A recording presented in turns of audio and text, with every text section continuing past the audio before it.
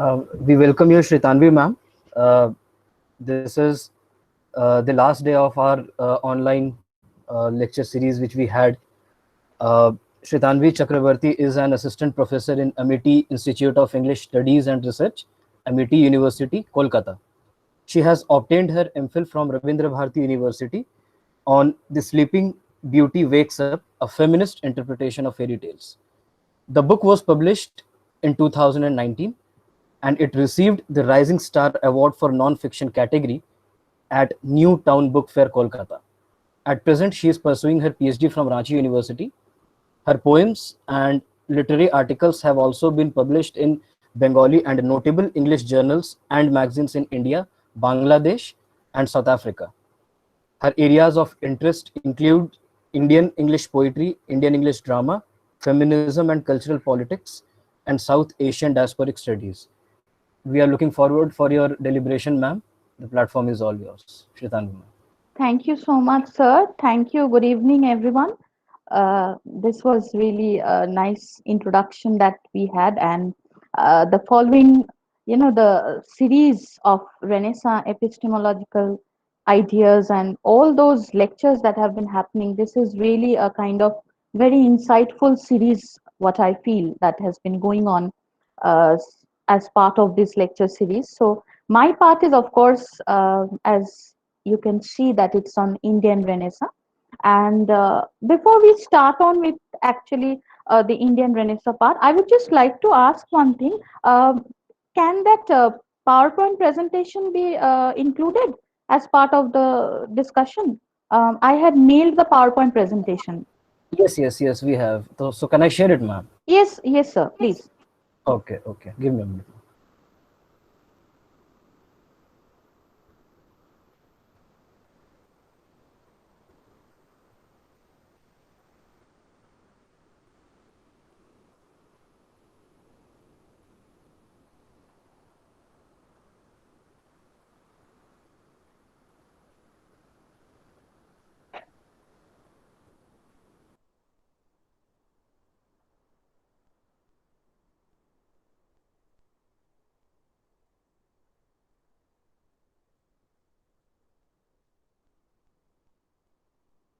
Yes, sir, we can go to the first slide and then I can just go on with the introductory part. Yes, thank you, sir. Okay, so what my paper is basically about this Renaissance studies that we have in India, as we have been following the kind of background that we have, essentially taking course to a kind of study that is very pertinent in terms of reading it from a colonial perspective and also in case of colonial position that we have. So in India, when we are looking for the 18th century and the 19th century and the dawn of 19th century, it is of course the kind of background that we look forward to in terms of the briefing that we have in Renaissance European history. So that's a kind of Western system that we find in case of 1400 to 1600, the kind of assertion and the historical background where it is stated earlier or it ended later, that remains a kind of conjecture that we have. But our main idea will be, is the kind of Renaissance that we are looking for India, is it a kind of Indianized version that we find? What is the philosophy behind stating that it's a kind of Renaissance rebirth in India? Why are we calling this a kind of reawakening? Was it dead before this then? Was it in a kind of morbid state that we are looking at? Basically, we talk about the social reforms. Basically, we talk about the kind of ideas that are on a very cultural, on a suitable cultural plane that we are seeing in case of India. But the idea is, when we are taking it from an essentially Western perspective, modern history, Middle Ages, the changes that we see, as you can find from the slide also, the bridging of or creating a kind of bridge in case of the Middle Ages and modern history, depending on the country that we see, there is a kind of overlapping modern Elizabethan restoration periods. And I'm not going into the details of the kind of Western philosophy and the Western background that we have in case of the Renaissance. But the basic and moot question from where we start in case of India, that will be whether we are seeing that Indian Renaissance, was it a kind of amalgamation of all those values, all those cultural ideals, all those policies, all those political ideology that was part of a Western discourse? Or are we hinting at something that is clearly notable in terms of identifying Indian literature, Indian culture, Indian perspectives, as we can see what was convenient during the colonial period? So, interpretation of the Renaissance as a time period when we are looking at the 18th century, when we are looking at the beginning of the 19th century, changes that were there, ideas that were taken in as a part of convenient option for historians into reinterpreting the ideas of Indian Renaissance, reinterpreting the knowledge that was associated with Indian Renaissance. What exactly do we see by this Indian feature? That should be a kind of introduction that we must look forward to. What was the basic philosophy? So, in case of starting with introduction, why there was this need for Renaissance? Where we are talking about the rebirth, where we are talking about the new beginning. What was new? Why was the new needed? What was the condition of colonization that was very persistent as of the time period that we are taking up? So that particular phase was necessary. Why suddenly? And when we go to the critical portion, for the Renaissance, we will see that at times people say that it was the critics, specifically when we come to the critical perspectives. It is all about that how the Renaissance was a very sporadic element in case of India. It was constantly amalgamated as part of the the elite class who was associated with it, the part of the educated elite class, the part of the educated middle class Indians that we see. But the basic part, if we just refer to one portion from Aurobindo's idea, Sri Aurobindo Ghosh, as we can see in case of his literary works, also in case of the historical ideals, where he writes in Rose of God about the spiritual incarnations and everything.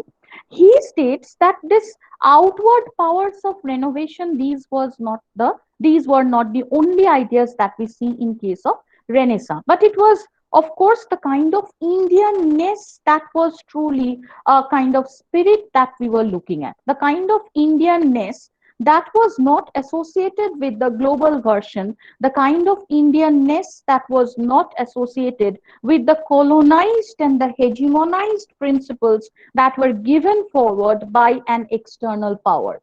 So, in case of understanding the basic ideals of Indian philosophy, through those literary works, through those ideas of reinvention in art, architecture, in case of literature, whatever we have, the basic standard requirement, the basic standard idea that we have in case of Indian Renaissance is that we are including that kind of non-Western philosophical domain, which talks of the kind of Indian essence that was quintessential to our understanding of the Renaissance inputs and values. So that was included in what Aurobindo says. I will just read from this portion. Now that the salvation, in his work on Renaissance, he says, now that the salvation and the reawakening has come, India will certainly keep her essential spirit, will keep her characteristic soul, but there is likely to be a great change of the body.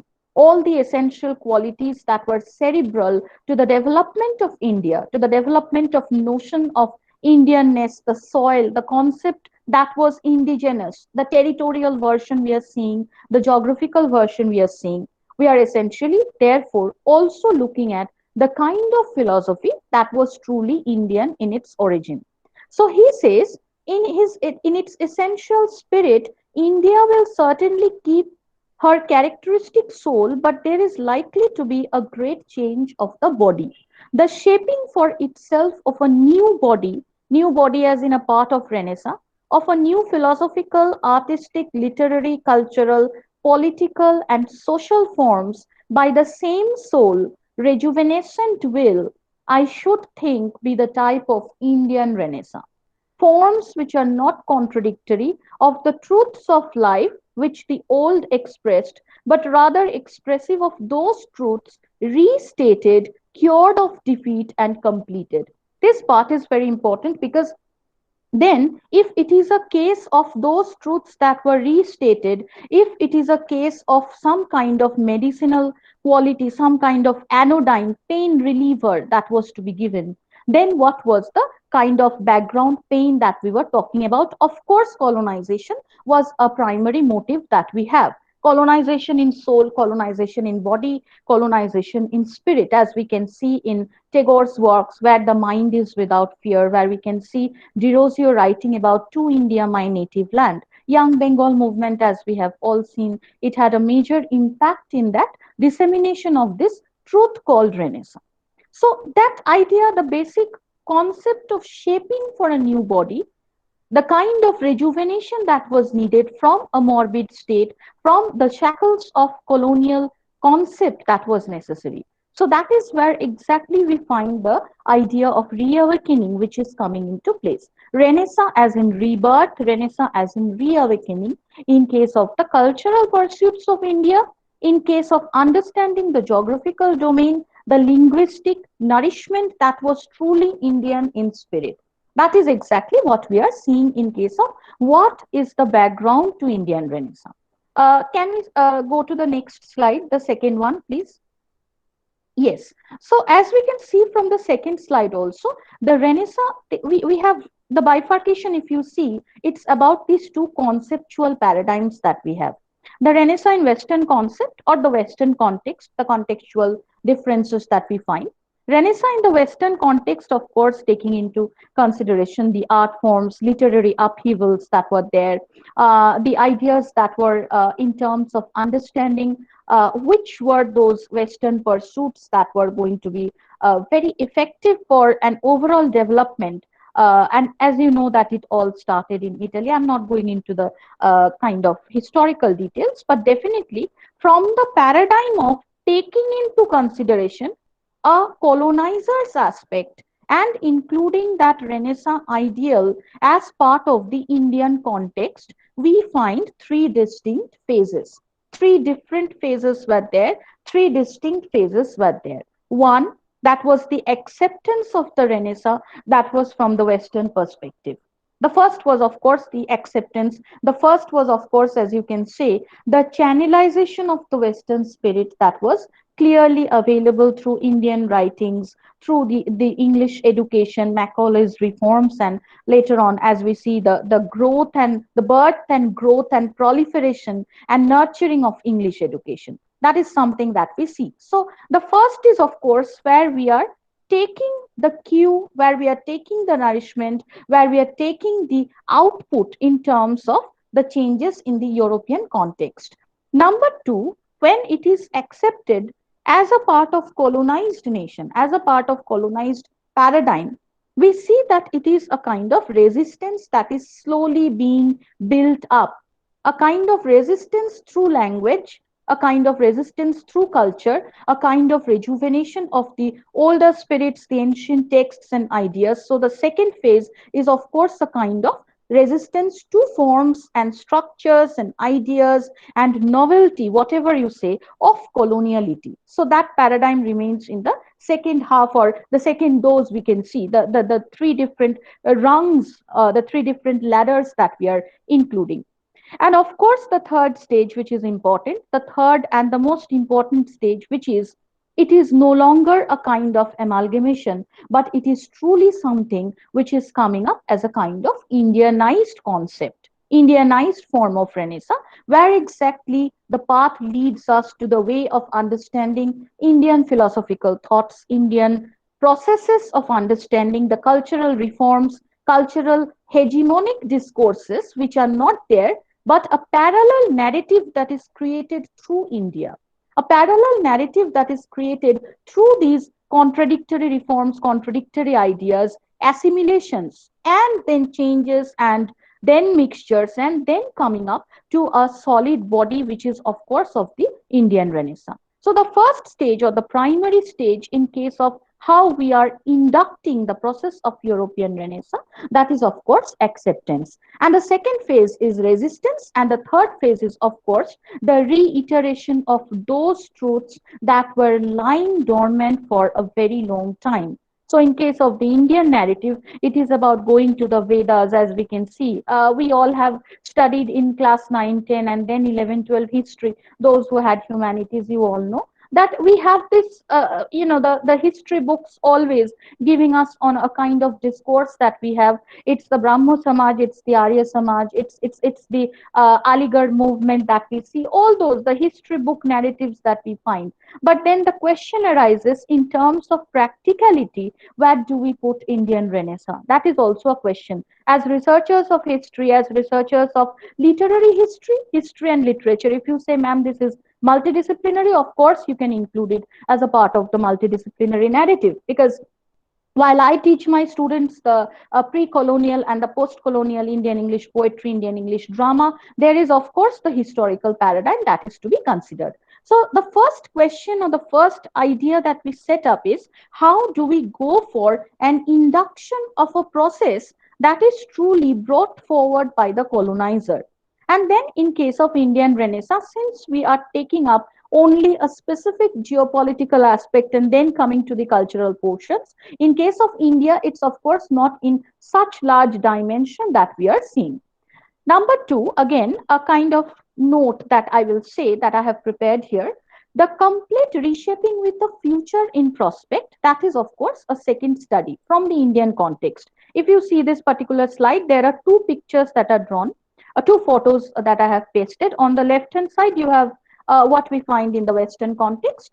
On the right hand side, you have what we find in the Indian context. So that is exactly a point that we find. The newborn civilization, how will you apply, how will the forms of Renaissance accustomed, how will the forms of Renaissance get accustomed with the newborn India? That remains a kind of pertinent question. Renaissance, we say about it. Now what after that? What is it exactly? Is it some kind of bird? Is it a chair? Is it a tool? What is it? What exactly? Renaissance means rebirth. Fine. How do you apply to that in the due course of India? We are reading about the Brahmo Samaj. We are reading about the social reformation movements that are associated with Renaissance.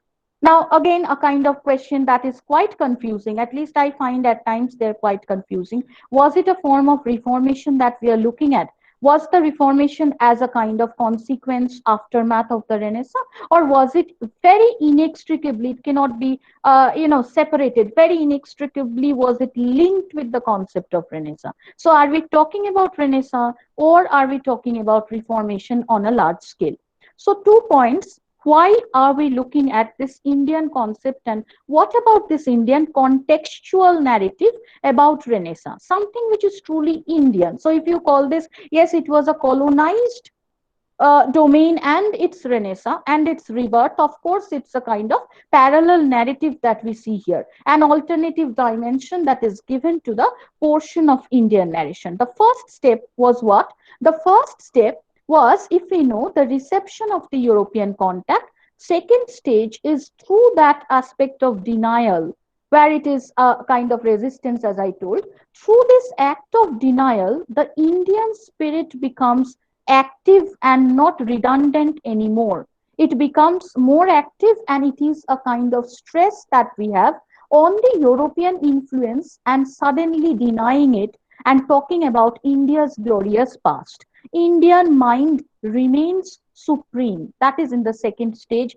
and that is where we are seeing this in case of how we interpret, define, and see Indian Renaissance. So modern ideas, modern expansions that we have, that are of course in terms of a scale narrative that is Indianized, and so more than absorption and transformation of the Indian paradigm, it's a kind of rebirth that we are seeing, completely new. So if you call refurbishment of a building, if I say a building is very dilapidated in condition, and you go for a kind of changing this, changing that, refurbishing this one, renovation kind of thing. Renovation is something and rebirth is something. So Renaissance is where we are talking about not that kind of renovation, but entirely a sense of rebirth, where people are going, they're talking about going back to the Vedas, going back to the Upanishads, talking about the spiritual and the soul sustenance that is there in case of understanding what is the Indian philosophy all about.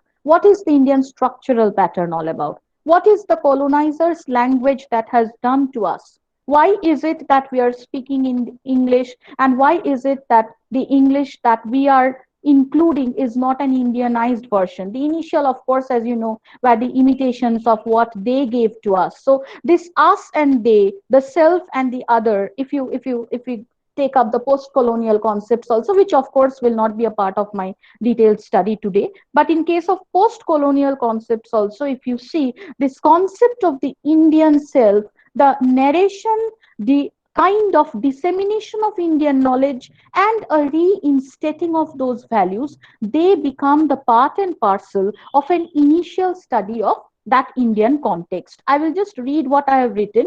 It absorbed and transformed it entirely, the concept of Renaissance, into itself, so that the foreign character completely disappears. There is a complete disappearance of the foreign character, which we see in case of Indian Renaissance, and it reawakened the free activity of the intellect to understand where we stand, the intellect to understand what is Indian Renaissance all about, the knowledge which was restored after a long time. That is something that we can see.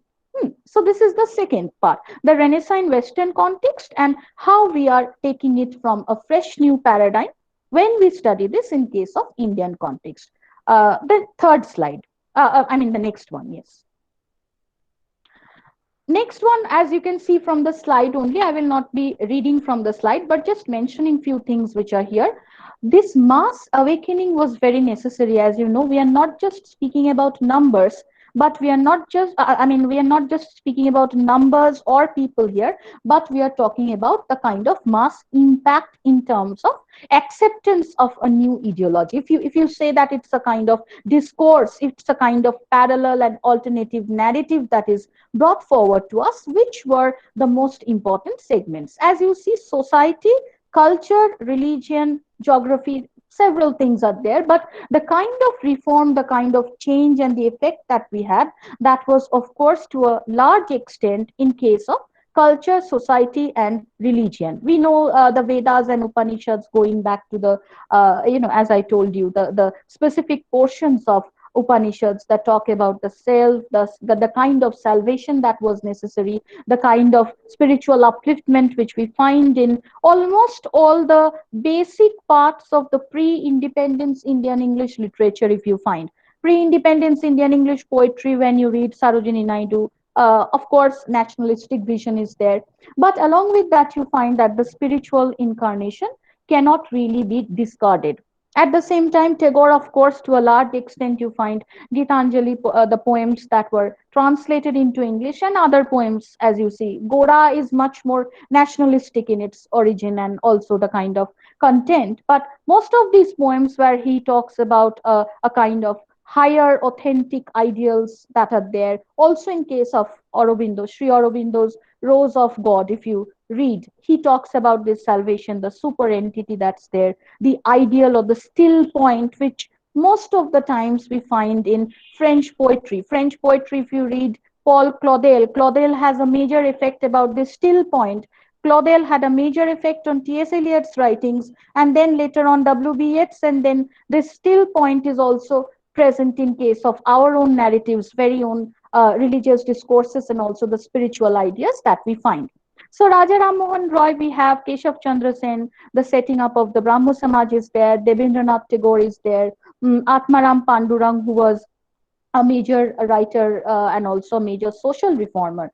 Through his pamphlets and works, he had a major role to play. Mahadev Govind Ranade had a kind of social reformation movement. If you see in the western parts, Swami Vivekananda was there in much later in the phase, and Dayanand Saraswati, of course, back to the Vedas and the concepts of the Arya Samaj, which we all have been reading as part of our historical narrative. Now, this is, of course, through history, through these ideas that were rekindling the hope for Indian narration. So, if you say that they were, and very interestingly, if you see, in case of this Indian Renaissance, it was these linguistic barriers which did not have any kind of negative impact. If you see, these people, they were working in specific zones. Some of the critical analysis that I put forward in the last few slides, they will have in the critical portions where they were very sporadic. Ram Mohan Roy, or else when you read about the Anand Saraswati, where these were very restricted. Why were they very, restricted to a genteel class? Why were they restricted to a kind of educated elite sometimes? It talks about Ram Mohan's visit, and visit to foreign countries, European nations, and how he is getting inspired by, of course, French Revolution, liberty, equality, fraternity. But then what about this practical idea of implementing Renaissance? That was a kind of question that we have, a kind of implementation and implementational qualities, and also the kind of barriers that we find in implementing Renaissance. That is, of course, a critical point that I'll come to the last part of the lecture. Also, as you can see, this transition period was very important. In the third point of this particular slide, you find that the Renaissance marked a period of transition. Transition in what? In values, transformation in social sensibilities, and rebirth in cultural creativity. So that transition process, where the thought was still brewing up about bringing in India, the path that was about this elaboration of Indian entity, that thing was extremely necessary.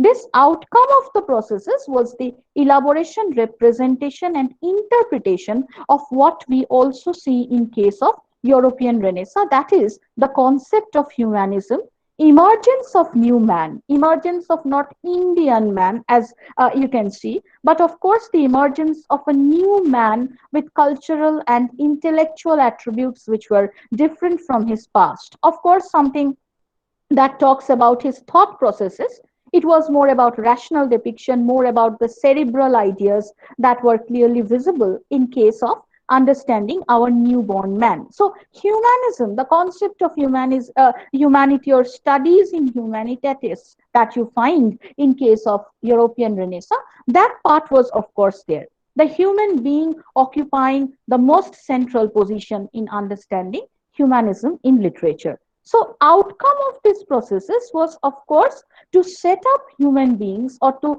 set up this emergence, set up, and of course to analyze, not just set up, to analyze the emergence of a new man who was having this cultural and intellectual attributes, rational thought processes. As you can see that all those, the negative aspects of the society, all those ideas that were taking the society backward in cultural reforms, you can see that all those ideas that were taking the society backward, widow immolation that was there, sati which was there, this was all those social reforms that talked about the abolition of widows, abolition of sati and remarriage of widows. So they talked about this emergence of new thoughts and ideals and styles that were provocative in introducing the facts and ideas of European Renaissance, but under this Indian light. So that part was necessary. How mass awakening started from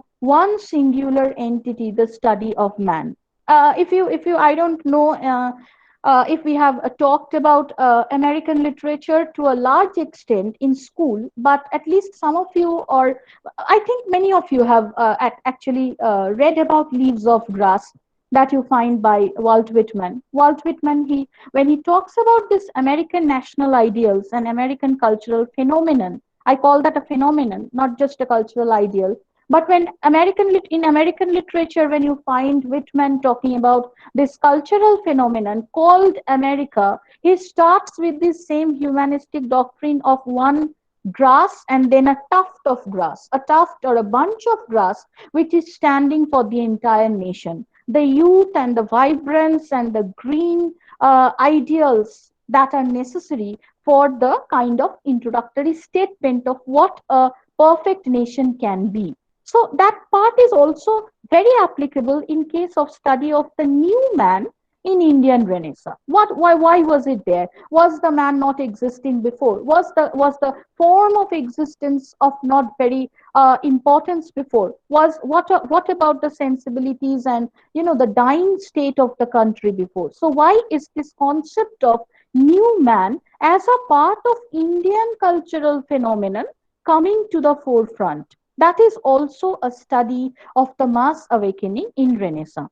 Something that starts with an individual awakening, something that starts with schools and colleges and introduction of English education that you see, introduction of different pamphlets, all those societies, sabhas that were formed, Tattvabodhini Sabha, the sabhas and samitis and the groups where people could discuss, they could talk about their ideas of rationalization, bring in Western concept, talk about those deformities of Western concept and include Indian philosophical notions in them. So that cultural paradigm, the setting up of that and an elaboration of that in terms of highlighting man or the new man or the new Renaissance man, that actually paved the way for a major mass awakening. Through drama, if you say, through literature, the other genres of literature, through poetry, from the literary perspective, if you see, literature is just a part of what we find in Indian Renaissance. So if you talk about Vande Mataram and if you talk about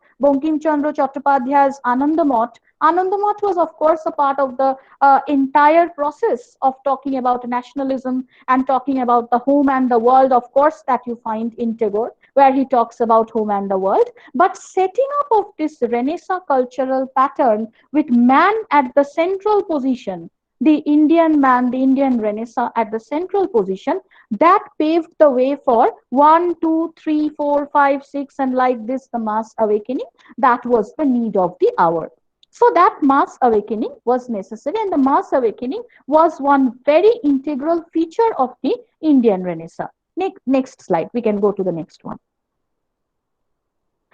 Okay, so now this is a part where what we have, which is of course a very short one that I will say, but Indian Renaissance modernity in art and culture, more of a kind of cultural idea that we find in case of art and literature. I'll go to that. So we can go to the next slide and I can discuss the cultural part then. Art, of course, in terms of experiencing the kind of changes in paradigms of what was restored in medieval art, what was restored in parts of Renaissance art, what was not there, the ideas in color, shapes, and the human forms, the human notions that we have in art forms, in sculpture. That was also something that we find in European Renaissance, and the Indian Renaissance was, of course, not some kind of exception. The second part of cultural reformation or cultural conditions that was part of Indian Renaissance, there was this urge, one word that we can, if you just go to the heading for this portion, it is just a kind of, it could have been this social and cultural conditions. But this particular word, this urge to transform social or cultural conditions, this urge was not only necessary, but something that hinted at some kind of transformation that was necessary, some kind of transformation that was awaiting the larger paradigm or the larger fabric of the Indian Renaissance, the larger fabric, if you see. So the story was different in different parts of India. If you see from this slide, the PPT can be shared with you, and also I will share some books and other materials after the lecture that are needed, that are related to this, so you can have a good glimpse of the Indian philosophy and also the Indian literature from that. So this urge was necessary. If you see the point, it was different in southern India, in Cochin, Travancore, Malabar. If we just dissect the pieces of how it affected the Renaissance, how it affected the different segments in India, this urge was necessary. It was different in South India, specifically in Kerala and Tamil Nadu. Why this part is very specifically important? Because by Indian Renaissance, if you read, if you go back to your history books, we have a very I should say a very rigid tendency of naming history, of percolating, of creating a kind of percolation, tendency to take it back to our students, where specific terms they make this delineation of history very rigid at certain points. Why? Because in case of, say for example, the revolt of 1857, all of us, we have read that in case of class 9, 10 history books, we have read after that also. In case of the revolt of 1857, if you all remember, I hope most of you have read this and you remember this. In case of revolt of 1857, there are 2 to 3 terms that we read in case of, say, the European, or the Western versions of history of India. If we read the Western versions, say that it is either a mutiny, the Sepoy mutiny, if you all remember, or else if you see that they say that it was just a brief battle or a skirmish that happened, or else it's a Sepoy mutiny, or else it was the battle of 1857, maximum the battle of 1857. If you read the Indian narration, on the other hand, if you read Bipan Chandra's book, if you read Shumit Sarkar, what he has to say about this 1857 battle or Sepoy mutiny, the first word that we see in case of Indian narrative is the first war of Indian independence. It is not a mutiny, it is not a skirmish, it is not just a battle that you find in 1857, but what you find, it is the first war of Indian independence. So even terminology matters, how and where you are using that, because depending on that, the entire historical paradigm changes, the entire discourse of history, the entire narrative of history, it undergoes a major change depending on that. In case of our Indian Renaissance also, if you find, if we just have a tendency to go back to the study of Indian Renaissance, most of the PDF that you find in Google Books, Yester, if you just search for in general, Wikipedia, we have this tendency to talk about Wikipedia and what is available on Wikipedia. If you talk to a large extent about Indian Renaissance, the first and foremost tendency is to talk about the Bengal Renaissance, since it had a major impact, of course. It talks about Bengal Renaissance, it talks about Brahmo Samaj, Arya Samaj, different other movements that we have, the patrikas, the kind of newspapers that were there, the changes that were brought forward by Devendranath Tagore, Keshav Chandra Sen, Ram Mohan Roy, of course, holding a supreme position in terms of the progress of the Renaissance. But it is also important how we see. I have included in the slides, if you notice carefully during the session, there is also a session which is about the Delhi Renaissance specifically. There is also a slide which is given on the South Indian Renaissance, which is specific, which is very specific to all those changes, those which are not highlighted, because by this usual terminology called Indian Renaissance, we are including a whole lot of importance in terms of the Bengal Renaissance, which happens and which has been given to us, which has been fed to us, which has been translated to our own historical horizon in terms of the Bengal Renaissance. So that is what we are happy with. We know that, okay, fine, we know 2 to 3 things are there, and we will mark this up as far as our history examination is concerned. But jokes apart, it is this urge to transform that actually it reverberated in all different directions. Present day Kerala, if you can see, if you can remember, if you just visualize the Indian map that we have, Kerala, Travancore, Cochin, and Malabar. This was an educationally and socially backward region. So, for the Renaissance to have its ways, to have its wings of imagination or wings of cultural change, to be very active in these parts, to include those changes, it was very tough initially.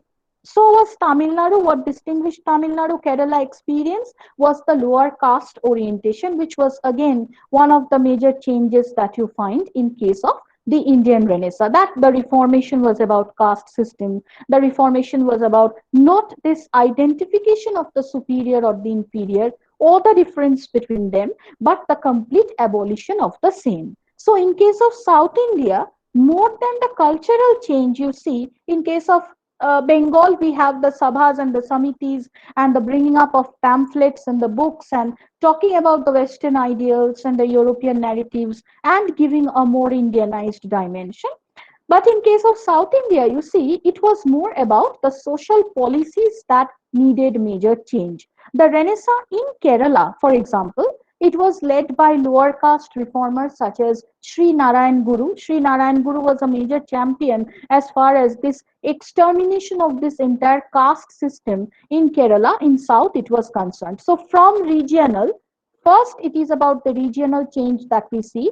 First, it is about the regional dimension that we see, and then it is brought forward to a more of a kind of macrocosmic domain, which is about this Indian Renaissance. So first about the regions, then we are talking about the nation. That is how exactly was a case that Renaissance was moving. It was championed also. There were certain cases where in Tamil Nadu, where the progress of the lower castes, as you see, it was championed by Periyar E.V. Ramaswamy. He was there. Social activities which were termed to be reformist. What kind of reform? The kind of malpractices that were there for a long time, they needed reform. And more than reform is a very positive and very smart and suave word that we use here. But more than reform, it was a complete annihilation or abolition of the caste system that it aimed at. So it was more of a kind of reformist measure. But more than that, if we say it's a rebirth, making that abolition possible, and then the rebirth of a system which was not based on these high caste, low caste denominations that were there. So, urge to transform in Tamil Nadu, Travancore, Kerala, role in society about spreading the ideas of Renaissance, those surpassed Bengal and those also concentrated on other parts. That was another feature. The next slide. Notable reforms, as we all know, but of course, I just marked it here, but not going into all the details that were there. The basic unity that, if you can just go and have a look at what Ram Mohan Roy had to say, this monotheism, polytheism, we have been hearing about this. I never understood this when I was in college years or in the initial years of school. What is this monotheistic, polytheistic? Again, coming with something which is pantheistic. I don't know this theism concept. Okay, so basic unity of all religions, that was not just about talking about a specific or a particular religion, but bringing in the spiritual ideas about the humanity as a whole. The human being, since we are including at the center or at the major paradigm of all discussion, this entire idea of humanism that was based not on any one singular domain of religion, any one singular domain of caste or culture, but something that was clearly related to the basic unity of all religion. It talked about that. Shunning idolatry, as you all know, Tagore's poems, students of literature, they will know, students who are going for multidisciplinary aspects, they will also understand. In ideas of nation, in ideas of not of a despotic nation, Tagore, in those of you who have read nationalism, or Tagore's idea of nationalism, if you read, Tagore was never very restricted about the despotic idea called the nation. It was about a nation that was including all these aspects together, basic unity of all religion, all human beings together. And it was not the kind of higher or superior nation, domination of one nation over another. This was not at all accepted. So, shunning idolatry, the practice that was shunned by Swami Vivekananda, the practice that was shunned by persons like Narayan Guru, the kind of shunning of idolatry that was vehemently performed by the people of Prarthana Samaj and Arya Samaj, and people who are talking about Brahmo Samaj. Of course, Prarthana Samaj, it actually differed a lot in terms of giving rise to going back to the Vedas, but then there also in the critical portions, if you see, when we go for critical discussion, if Arya Samaj, it is talking about going back to the Vedas, it is also a kind of restricted domain that we find. That it is only concentrating on going back to the Vedas, drawing the nourishment from the Vedas and the Upanishads, and then, not accepting maybe the other paradigms that are also running parallelly. So criticisms do remain, and criticisms do, they are taken up as a part of the narrative.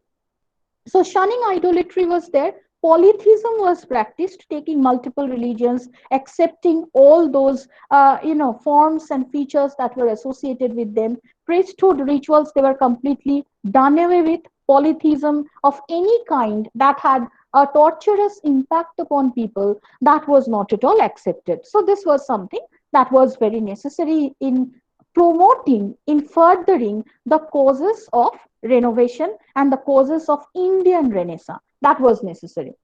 The second one, the third one will be The attack was there on caste and child marriage, caste which I have already discussed. It was not just about reformation but an annihilation of the same, which those of you who will read it later, you can find the issues that we have in Ambedkar's policies and the ideas that we have, where he talks about the caste and abolition and annihilation of the same, or the different aspects of how disparaging a system like caste can be. That was there. Need for female education, that is one very important part, not just of history of Renaissance or Indian Renaissance if you're reading, but this need for female education, if you talk about academia, it is also one very important segment that we have in gender studies, in the different aspects of gender studies. And when you come to those feminist ideals come much later. We are not actually accepting the ideas of Western feminism and employing them somewhere here, but it talks about the larger scale and scope of female education, whether at home or in school, going beyond the system of parda in some cases, talking about the ideas of female education, elevating them to a process where they could actually rationalize, talk about all those world processes that were going side by side with the men folk. That was necessary. Self-respect and self-reliance, of course, that was important, because self-respect and self-reliance and the concept of nation and country, one single nation, nationhood, the nationhood and the concept of nationhood, that was necessary. For what? Because this was the furthering of the process of nationalism. We are talking about the colonized country who are including each and every form of verbal resistance. The linguistic domains are there, the historical domains are there, recharging and rejuvenating one's own, not lapse, but one's own positive aspects in order to further, in order to expand the cause of nationalism. So, for that, the foundation was very important, and that could be done by a process of Indian Renaissance. If we are talking about this self respect, if we are talking about this self reliance, this foundation or this perspective for foundation of India, or what you call India, that was really a kind of undeniable feature that we have for Renaissance. Oh, and also, of course, unification as a nation. Just one thing that I would like to add here, one more, since we are talking about the different paradigms, I just included this as a part of what I'll say in the lecture. One more point, that is how Indian Renaissance, it's different from the European culture and European cultural paradigm in terms of understanding Renaissance. Different from the European culture, that was not much of a reawakening. That is something that we find in case of Indian Renaissance philosophy, but rather overturned and reversal, a kind of seizure of Christianized, Teutonized, and feudalized Europe. So, what we get from them, specifically if you relate this to the unification of a nation, this last point which I discussed, if you see from them, it is about this Teutonized, Christianized, and feudalized Europe, even in the concept of understanding the hierarchies of a nation, if you find. In case of India's unification, it is about the spirit and form with the complex of a momentous result associated with it. Celtic movement in Ireland, if you can make a comparative analysis. So, regeneration not by politics, but through this unification of closing of boundaries and forming of the nation. That part is necessary. That part is where it differs from that of the European nations, and it talks about its own unification. These were the features that you can read, and maybe I'll just share the links with you from where you can read the different aspects of philosophy and the social studies part and also the literature part. I can go to the next slide then. Okay, so there is one sample study that we do in case of going back to the golden and the cultural and the supreme cultural paradigms that we have. One sample study that we have in Indian Renaissance, even before the coming up of English education, and if you say it was the outburst of English education that we had, the sample study will be the Sanskrit studies and what was the contribution of Maharashtra. So if you remember in one slide, I was talking about the South Indian provinces that we had, the South Indian narratives that we had. Travancore, we had Kerala, we had the social studies, the kind of hierarchies that were lambasted completely. In case of the sample study, we have Sanskrit studies and the contribution of Maharashtra. Why? Because we have Maharashtra, the Renaissance took place along two different lines. If we talk about how the Renaissance in India, it became very, conspicuous in regenerating the forces of change. So there were two different points that we see in Maharashtra. In Bengal, it was more about the cultural reforms and then, of course, the social reforms. In Maharashtra, one was the constant going on of the traditional line that was there. The traditional line was not at all thwarted. The second one was, if you see from the slide, the second one was along the modern lines involving critical and comparative studies of the text, especially if you include this sample study in case of understanding Sanskrit studies and Renaissance literature in case of Maharashtra. So first was going along the traditional lines and then along the modern lines. Ramkrishna Gopal Bhandarkar is just an example that I took here. Ramkrishna Gopal Bhandarkar's composition of Sanskrit grammar into English, made as school textbooks and not taking up only the English textbooks as part of the dissemination of English education and an acceptance of the same.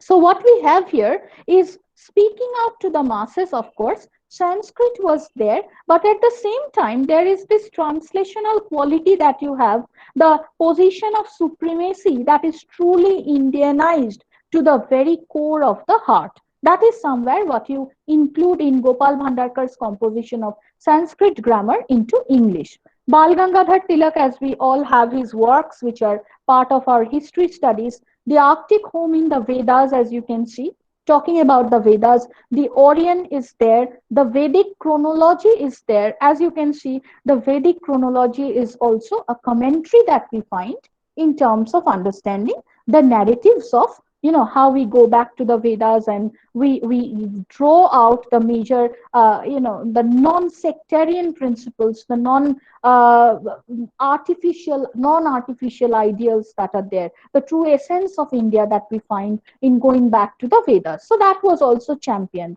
Also talking about the Bhagavad Gita, that was a part of the same. Lakshman Shastri Chandratya, he translated the Vajrasanya Samhita into Marathi. So regional translations, they were also going on. 5 adhyayas were there, which have been also published under the Veda Pushpa. These are all sample works. Of course, Advaita Vedanta is also another one. So production in a large scale in terms of understanding the Indian narrative, production of cultural studies, production of texts on a large scale. This was, of course, one of the major impact that we have in terms of the spread of the Renaissance. I will not say the spread of the branches as such, but each and every segment, each and every zone, if you see that this bifurcation, division of these zones are all lined up, we see that this is the geographical zone. So the kind of Renaissance impact that we have here, in case of the first war of Indian independence, also you have seen. So in case of the first war of Indian independence, or we are so prone to call it the revolt of 1857, but in case of the first war of Indian independence also, you find that these geological perspectives, these are there. At the same time, these sectarian differences, these are also there, where it was going on in large scale, where it failed miserably, from where it started. We have instances of Barakpur, and the way it started, Jhansi and different other places, Bhopal, and everywhere we have. So this sample study, this actually talks about how the Indian Renaissance, it was gradually marking its feet, F-E-A-T, not F-E-E-T, F-E-A-T, how it was marking its feet in the larger domains of becoming a national discourse. Becoming a national discourse from a regional part, then becoming a national discourse, and of course a parallel study that you have, or an alternative study from the part of the colonized people, from the part of the colonized nation. That is what is the importance of the Renaissance also. That is exactly what we find the Renaissance to be quite impactful. Okay, we can go to the next slide. This is a sample book, as you can see, just the story, the unwritten story of the making of Maharashtra. The book cover is from HarperCollins that you see. Renaissance State, it is named, The Making of Maharashtra. One important feature that we have, as we all know, that in later post-colonial studies, although in UG level we are not quite, harping on these themes of post-colonialism, the study of Orientalism as such, but we know what is the difference of existence in terms of Orient and the Occident. What is the Occidental gaze all about? How the Orient is watching the Occident? What is the nature of harbinger, the changes that are there? How exactly are we taking up? So the making of Maharashtra, if you see, in terms of Renaissance, what exactly we find here is Edward Said. Edward Said's most celebrated work is Orientalism, but Edward Said's concept of Orientalization of the Orient, that is exactly what he says in the initial phases of the Indian Renaissance. How and where the Orientalization and forms of Orientalization of Orient, that even we are seeing the Renaissance, but what we are seeing, what we are visualizing of the Orient, that is truly Occidental in narrative in the initial phases. So even if there is a change, it's the English which has been brought to us by our colonizers. Later on, we get to see Indian English narrative and what other writers are experimenting with in terms of style, form, the narratives, the themes of poetry, the existential crisis, and everything that comes much later. But in the initial phases, if you read Toru Dutt, say for example, since we are, of course, talking about multidisciplinary studies, but from the perspective of literature, if you see, if you find the initial phases of literature, and if you study Toru Dutt, say for example, Our Casuarina Tree, where we are talking about the initial study of English and how how she is experimenting in a language that is not of her own. That is, of course, we are talking about the foreign capacity of the language, the foreign essence of the language. If you see Toru Dutt's initial writings, and if you see the post-independence Indian English poetry, say for example Kamala Das, I just took the names of two women poets. You take Toru Dutt and the narrative of India that has been transposed on to Toru Dutt in forms of language that belongs to the colonizer. You see that there is a definite kind of Orientalization, the kind of exotic charm that is associated with this language that is foreign, and yet talking about a narrative which is in India, which is of course not the case of the kind of experiments that we see in case of, say, a poet like Kamala Das, who is more vibrant, more buoyant, more in terms of giving a very stark, bare, naked reality of the Indian origin. So that is something of the kind of Renaissance, the changes that go on happening one by one. And we are not just restricted only to what the Orientalization of Orient has to say. So Edward Said and the Renaissance state, say for example, just as a kind of example, I took this. You can read this book if possible. You will find that it talks about the Renaissance and its effects in case of Maharashtra. So the western part we are seeing. But the most important segment is what was Said's observation. That is how the Orientalization of our Indian narrative or the Orient, it comes into the initial phases of the Renaissance. That is one point that we see. Yes, we can go to the next slide. So this was also another feature that we find. The next part is of course all of us know. I will not go into the details, but certainly certain philosophical notions that will be associated with our study of Indian Renaissance religious changes, changes in Britain that we see. Because when we talk about Indian Renaissance, parallelly we are also talking about the British paramountcy. We are also talking about the British paramount region that is there, the British paramountcy idea that is there. So India's religious Renaissance, if you see which were the major points that you find and which were the changes in Britain that were going on parallelly, that had a major role to play in case of our Renaissance also, or affecting our Renaissance. First one was Raja Ram Mohan Roy's prophetic visionary stance, why he is called the father of modern India. That is, of course, a point. I am not going into the historical details, not into his works also. You can see that in the 2 hours lecture, it will not actually suffice if I go on talking about Raja Ram Mohan Roy only. But definitely, the point that we have here is a kind of futuristic perspective that he had in terms of giving birth to this new India.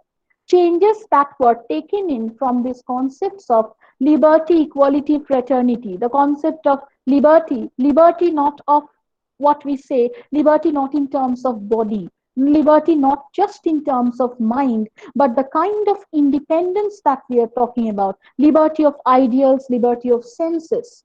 Coleridge talked about it. The German philosophers, they talked about this liberty, and our very own English romantic poets, they borrowed heavily. They were influenced to a large extent. If you see the Blakean perspective, Blake talks about this entire profound liberty of the mind, liberty of imagination. The French Revolution and its deep impact upon Indian English poetry and also English poetry, British poetry, if you see. Blakean perspective, if you find the pre-romantics, if you go to say Collins, if you go to Cooper, if you go to the later part, the Wordsworth and Coleridge comes much later. But if you see James Thomson, if you read Thomson's Seasons, that liberty of ideal, that liberty of imagination, that thing was clearly visible. So, in case of India's religious renaissance, what was important was understanding this prophetic visionary gleam that was there in case of Raja Ram Mohan Roy's contribution. You cannot deny that fact. So that visionary, by prophetic, we are not actually including any religious dimension to prophecy. Talking about future perspectives and future ideas, but of course not from a very religious domain. We are not saying about that. But we are saying about all those rational, cerebral forces which were largely involved in making India the shining one, in making India something that was the need of the hour, so that it could actually understand. If you read Derosio's To India, My Native Land, or where he talks about India which is lying like a chained bird groveling in the dust, what is that? Very symbolically, very, metaphorically, we talk about metaphors in poetry, we talk about the similes, we talk about the kind of semantic changes, the different other discourses that are there in terms of understanding poetry. But the main idea was how you see India that is and India that was. That tense narrative is also very important. In case of Renaissance, it was this visionary and prophetic ideal that was necessary for any change. That was the basic point or the necessary point. How you understand what was, what is, and what is going to be. So that was one integral part of what you find in Renaissance. Father of modern India, of course, this is a part of what you all know in Raja Ram Mohan Roy's case. Faith in civil liberty, sovereignty. By sovereignty, of course, we are talking about an initial phase that is going toward the distinct forms of higher nationalism. So Purna Swaraj, later on, much later, you find the concepts of Purna Swaraj in different sessions that we find. There was this talks about autonomy of the nation. There was this talk about Swadeshi, much later, Swadeshi and the other movements that you find, the Home Rule Leagues, the Swadeshi movements, the idea of complete independence or Purna Swaraj, that Swaraj and this concept of sovereignty, they get much interlinked when you talk about the initial phases of the Renaissance. So Renaissance, if you talk Indian Renaissance, the impact was social, it was political, it was religious, and of course, if you see, the visionary gleam cannot be discarded. That it was almost drawing out that perimeter very strongly from where we could understand that India could gain its sovereignty. India could at least once go for the paths of independence where it was, not the shackles of this colonized nation anymore. So this idea was very important feature in terms of Indian Renaissance. The shackles, not just physically, but we are also talking of all those forms of debarring, all those forms of hindrance that were mental, that were intellectual, that were cerebral in nature, that were rational in nature. So these talks were also there in terms of understanding. Arya Samaj, Brahmo Samaj, Ramakrishna Mission, 1828 to 35, these few years, 7 years, it observed the following changes which were there. Abolition of slavery within the British dominations. This is in terms of British paramountcy that we are talking about. Also, abolition of slavery. Indian Charter was introduced, Indian Charter of Racial and Religious Equality in terms of the Occidental narrative that we find. A new democratic parliament was also set up in Great Britain. Of course, since we are including the European Renaissance, we are also including these foreign happenings, foreign as in the distant lands, foreign as not in India. So, not homogenized in terms of India, not Indianized, not a part of indigenous culture, but of course, the ways that it happened in these European narratives, they had a major repercussion in case of India. Yes, the next slide. Versatile channel of ideas. You can see this is just a picture that I have drawn. It's a kind of continuation from what we were actually discussing. This is for, the different channels, the art of channelization that you see in case of Renaissance. What happened? What kind of socio-religious movement? If you just get the PPT, you can just magnify it and see the different areas of socio-religious reform, which were the immediate impacts and which were the long-term gains that we have. Immediate impact and long-term gain. And this is what I have pasted here. This is a cover page. You can find the PDF variety also, and the print variety that is also available for this book. So the Renaissance in India, in this book, the Renaissance and the other essays on Indian culture, if you see, it's by Aurobindo Ghosh. It's available in Google Books. It's available in print version also, PDF also. I have, if you want, I can send one copy.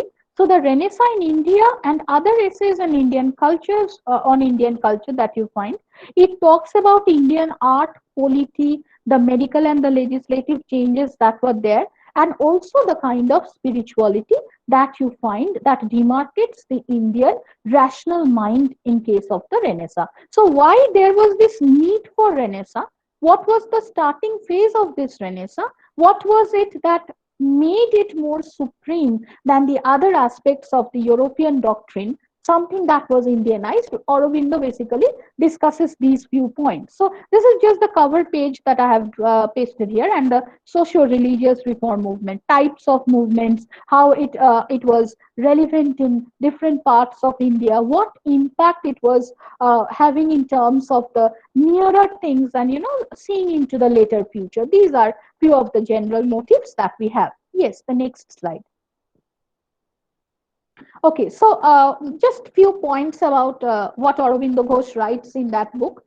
The primary question that he asks, which is very thought-provoking, whether India really needed an awakening, or was it already there? Something with which I started, if you remember, this particular class, where why India needed, what kind of reawakening are we talking about? So that can be seen where Aurobindo is going for a method of self-introspection, looking within and without. These are the parallel strategies that you have, looking within and without, and then going for a kind of change that was available and a change that was to be brought in. So whether India really needed an awakening or was it already there, that is one particular point that we see.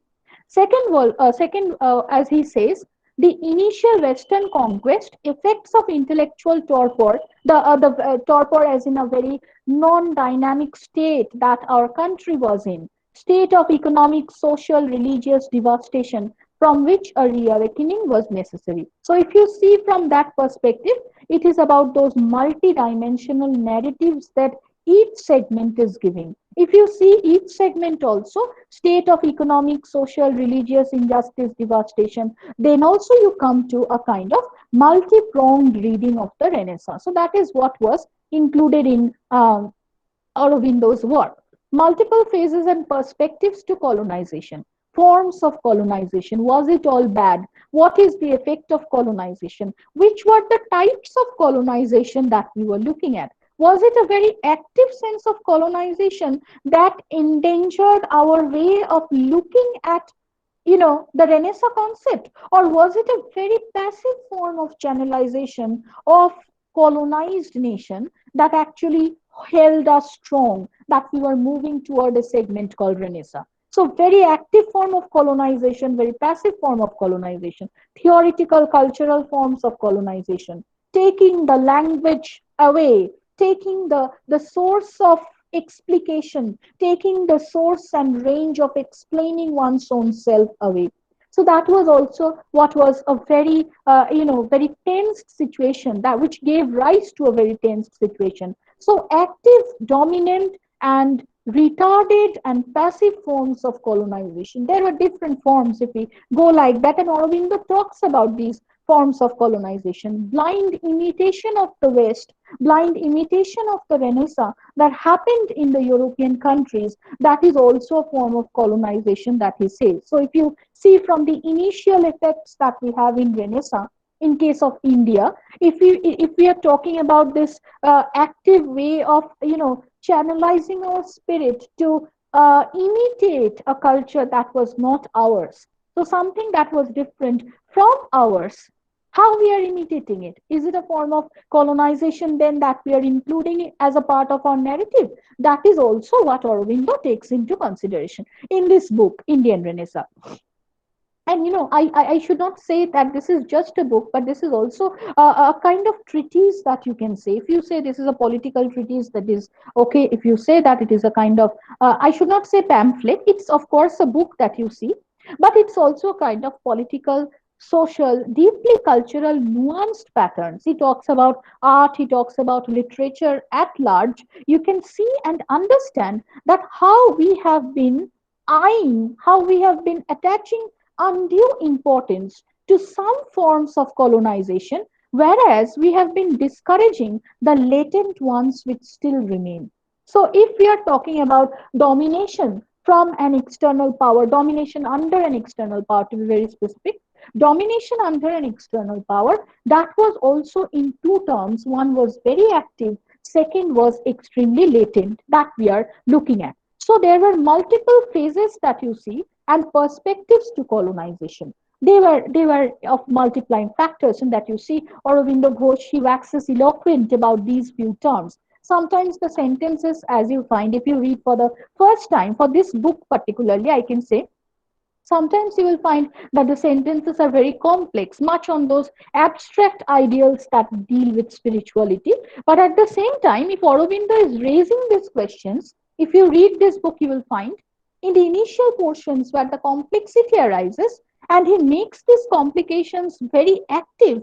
It is Aurobindo only who solves this right at the end of how he ends the text or ends a particular chapter. So it is talking about soul, body, sustenance of the Indian spirit, the finite which is there, the infinite which is there, not just in case of Aurobindo's book, but as you can see in Derozio, to a certain extent it is there. If you read the literature and if you talk about Renaissance literature, young Bengal movement, talking about rational ideals, bringing in higher ideals and talking about India in its narrative. If you talk about Tagore and his ways of the Almighty, the superpower who is there. Tagore talks about these myriad forms which do not really exist in temples. Tagore never talks about these myriad ideas which are recorded inside temples. If you go, he talks about this paraphernalia of worshipping which are completely useless, because he says that the soul, the spirit, the complete Advaita, the Dvaita and the Advaita, the finite and the infinite, which are constantly channelized in his poems, which are constantly channelized in his, higher ideals of poetry which are there. So Aurobindo also talks about the same rose of God. If you, as I told you, it remains as part of many college syllabus that we have. In my university, I have this particular thing, Rose of God, the poem. So in that also you see that Renaissance spirit is very prominent. Renaissance spirit, the Renaissance supremacy of identifying an ideal. That identification of an ideal is very necessary before there is a part of practical application or how you are implementing the ideal. That comes much later. That is a secondary option that we have. Finally, what we have, there are limitations also to creative ideas, as Aurobindo says, definitely created a temporary void, temporary empty space that was created because for a long time, India, under the chains of the British rule, it was under this. Defamed not just as a territory, but also a kind of dark phase in case of an intellectual study, if you see, intellectually barren by this temporary void, by this excuse called temporary void. We are talking about that intellectual infertility that actually loomed large in India. In case of Derosio's literary pursuits, if you see, also the others, Naidu was there, Torudat was there, but of course Torudat was not, if we are talking from the nationalist perspective, she was not very active in her poetry. But for the others, we have these nationalist ideals which were there. So there were limitations to these creative ideals that created the temporary void. We can go to the next one. Next slide. Also, one of the other features that we have for Indian Renaissance, the world revolutions which had a remarkable impact, as I told you before. French Revolution will, of course, be a kind of supreme narrative that we find. Liberty, equality, fraternity and brotherhood that we are including as part of the Indian narration and taking cue from the French Revolution. Intellectual and spiritual change that India got from French Revolution.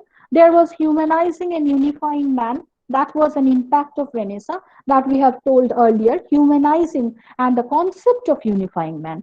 Third was liberty of thoughts.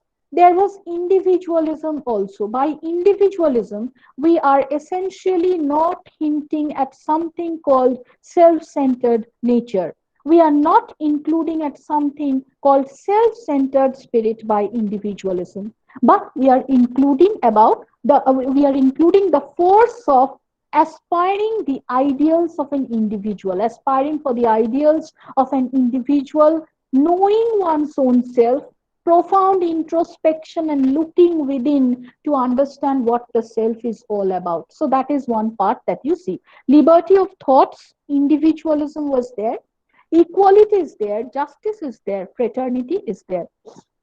The cause of humanity that is taken from French Revolution, nationhood, concept of unity and nationhood, which I explained, Irish and Celtic Revolution or Irish Celtic revolutions, it had also a major impact in understanding the Indian Renaissance. So the globalized versions, the larger pockets that you have in the Western narratives and the Western discourses, they of course had a kind of non-imitative impact in case of Indian Renaissance. By non-imitative, what do I mean? It was a channelization of those ideals in case of Indian narrative or in case of understanding Indian Renaissance, but it was not a blind following of the same.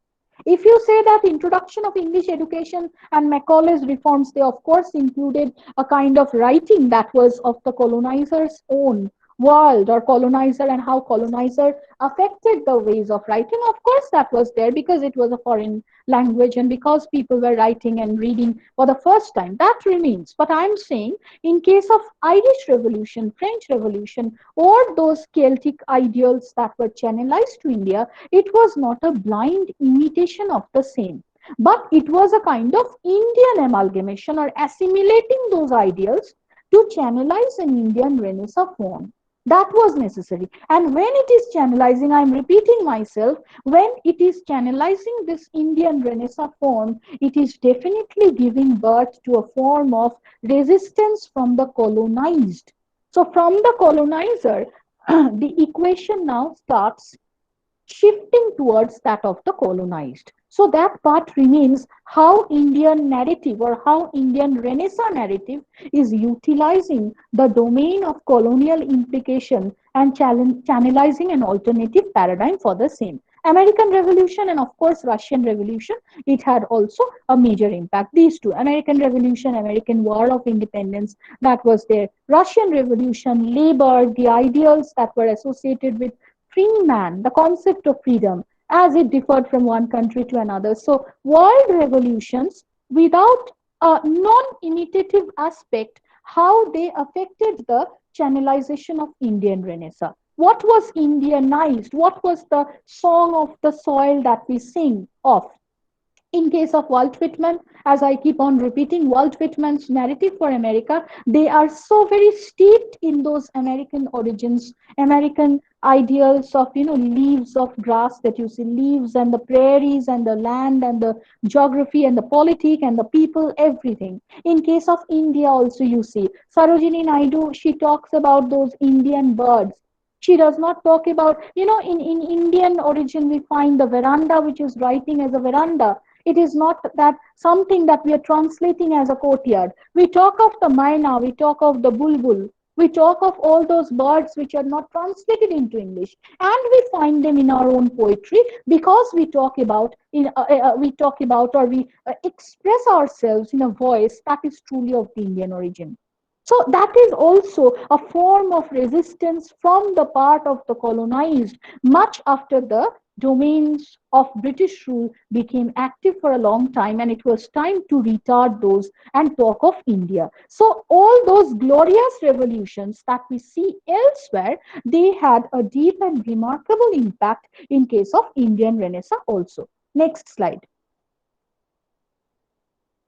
There was this mantra of awakened nationalism. Mantra, as you know, we have not translated it. There is no particular English word that I found for this, and nor did I want to use it. So there is this mantra only, the chanting and everything you can say if you translate it, but this remains my way of putting this slide in.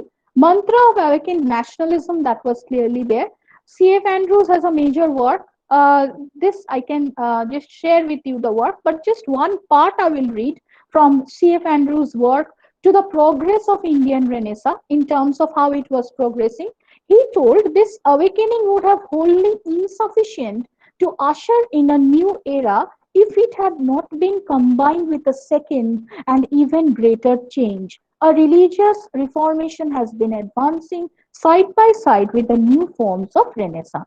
So notable names, of course, I will not repeat the names, but Ramakrishna, Swami Vivekananda, everyone, the list of names that you see there, very common. But as C.F. Andrews says, the greater change could only be possible because the Indian Renaissance, it was marching forward with having the new concept of religious reformation side by side.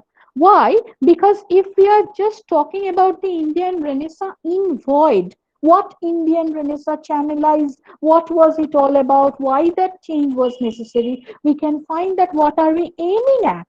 In case of any movement, if you are talking about a movement, if you are talking about the channelization of movement, there has to be some cause, there has to be some agenda that was there. So that agenda was, of course, a kind of reformation that was of paramount importance during this time.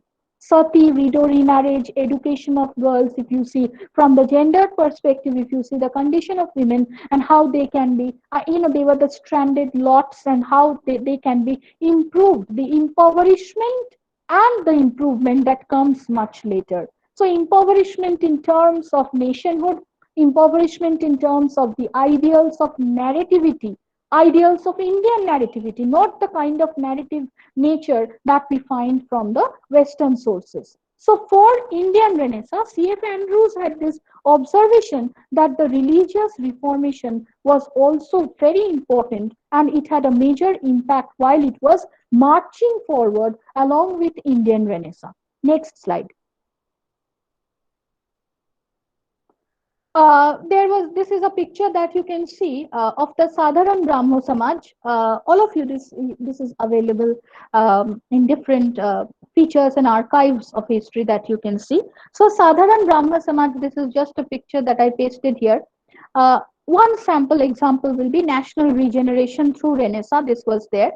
Comparative religion and truth, because there was nothing called the absolute. When if you talk about why the Renaissance, why the impact of Renaissance, that was solely not digested by the common rung of people right in the very beginning. If you see, if you go to the last few slides that I'll be discussing, there are narratives which talk about how it miserably failed after a certain time, not just because of the sporadic nature, but also because it did not go deeper into the larger rungs of the common people. So, for this absolute truth and comparative analysis between truth and religion that was of solely an Indian origin, we find that the Sadharan Brahma Samaj had a major role to play, major impact. National regeneration, comparative understanding of religion and truth. So, there was no absolute or definite forms of truth that could be channelized. Rather, it was something that was of a very flexible narration that was moving in. As Raja Ram Mohan Roy also told, enemies of liberty and those who stood for despotism will ultimately be unsuccessful. And by despotism, we are not including only a political factor here, but we are also including a cultural despotism, a religious despotism, a social despotism. So, in case of Renaissance, if it was a kind of stop that was necessary for all types of despotism, it included the social, the cultural, and the other narratives as well. National emancipation could only be necessary if these forms of despotism they were completely eradicated. We can go to the next one. Another one was, of course, from the literary perspectives, if you see, modernization of vernacular literature, regional and vernacular literature that was, given importance, but also the forms of English and also the translations that were made. Krishna Mohan Banerjee was a notable name, Rajendra Lal Mitra that you see, Pyari Chand Mitra, Pandit Ishwar Chandra Vidyasagar, not just for his, literary works that you find him, but also for his social upgradations that he did for the downtrodden sections of the people and also for the women. So social outcomes they were there, the religious outcomes, and in literature also we have Michael Madhusudan Dutt. All of you, as you know, Michael Madhusudan Dutt, he was called the Milton of India. You all have read about John Milton and Paradise Lost. We all know Paradise Lost and Paradise Regained. So we do not have anything as Paradise Lost, but we have a Sharmishta, which has been written by Madhusudan Dutt. We have the kind of satires that were written by him. We have Michael Madhusudan writing about the Meghnad Badh Kavya. Okay, so he writes about these issues, and we have, after Michael Madhusudan, dramatists who were at large talking about these indigo planters, indigo plantation, the tortures that were done on them, inflicted, how what kind of torture was inflicted. Dinabandhu Mitra, who wrote Neel Darpan, the major work that you have by Dinabandhu Mitra. Neel Darpan was also a major work of, when we see the development of Renaissance to go on a full-fledged scale. So Neel Darpan, it talked about this colonization and aspects of indigo planters and what kind of suffering that these indigo planters did. Neel Darpan as a play, it's called a prahasan, the kind of satire, the tone of satire, lampoon at times, talking about the deformities of a nation, talking about the kind of reformation that was necessary at this stage. So, a strategic modernization through vernacular literature, this was also an outcome of the Indian Renaissance. A feature, of course, you can say, but a major outcome was this modernization of vernacular literature. Also, the fourth point is important, avoidance of colloquial expression, and there was no pedantry. There was no pedantry in case, in that case, that, Ram Mohan Roy, or when you go to the writings that you have from Brahmo Samaj, Arya Samaj, and also the Prarthana Samaj, they were solely, they were totally in a complete negativity with this pedantic panditry, the kind of pandit association that was there, the kind of scholastic supremacy that led to despotism, that led to a kind of hierarchy building that was completely to be done away with. So that was also one feature of Renaissance, that when we talk about this literary upheavals, they should be allowed to grow in a fresh perspective. There will be no such colloquial discourse that will be very hard for the people to understand, no pedantry, because we are talking about how simply it can be related on to the masses, no obscurity in style, however much we say there were obscurity at times, but that was what was targeted. That is the feature of the Renaissance that we get. Modernization of vernacular, translations and ideals of translations, and also the ideals that talked about English as a form of education. But of course, not the colonizers' mimicry that they had, but of course, talking about the Indianized version. Next one.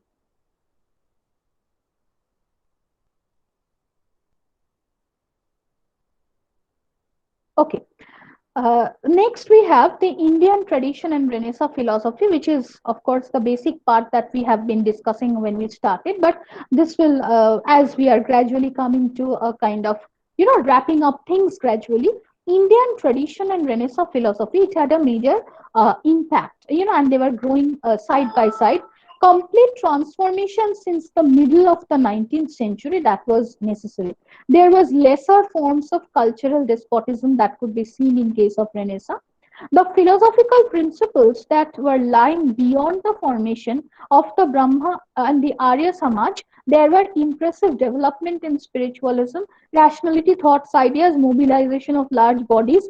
Reading of Shastras was done in a completely new manner. The whole way of understanding is how there is a rereading of the Renaissance studies that you have in India, how there is a rereading and going back to the past. If we are talking about the Vedas, this is, specifically talking about the influx of education that we have, specifically talking about the impact of English education and how it recharged the reading arena during the 19th century. That is where we are talking about. So cultural despotism, that is something that I was just telling you right now, that there was no need for cultural despotism also.